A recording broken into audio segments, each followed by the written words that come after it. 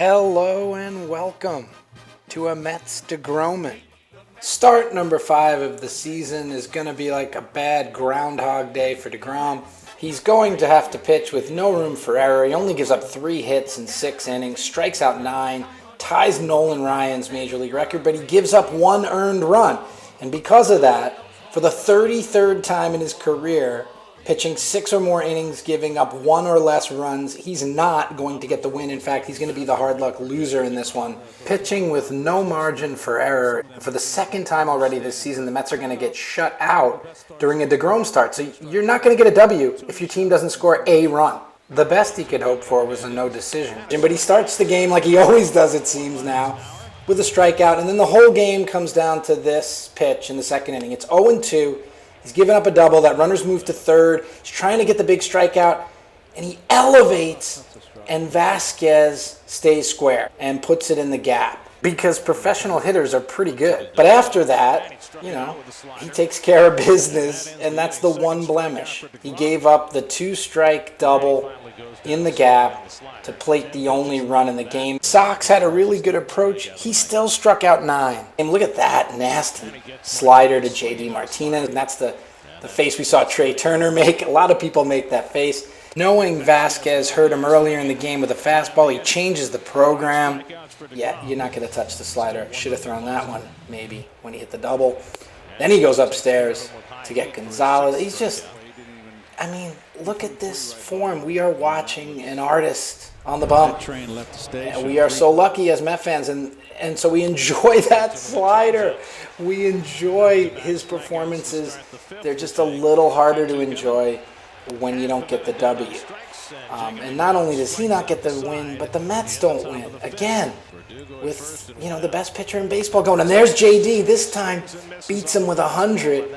We got him with the slider once. And JD Martinez, that's a quality hitter. Here's Jake's explanation of it all. Left a ball over the middle. And Bogarts hit the double and then just wasn't able to execute on those next few batters to, get us out of that spot. Kind of displeased with my mechanics. Last start it felt really good. This one felt like I was flying open. Everything seemed to be flat.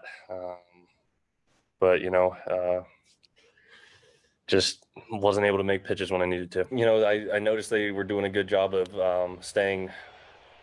being on time with the fastball and getting on top of it on some of those up fastballs. But like I said, I just wasn't able to locate as well as, in the previous start. So definitely front side was a little quick and, felt like when I went to the slider changeup, I was a little bit better mechanically than I was with my fastball. So, kind of noticed what they were doing. And with 2 strikes, they were staying on top of the fastball, but it didn't help that I couldn't locate it down. So they were able to look at that up portion and be able to, stay on top of it where, normally I can change eye level. So wasn't able to locate and stick it down.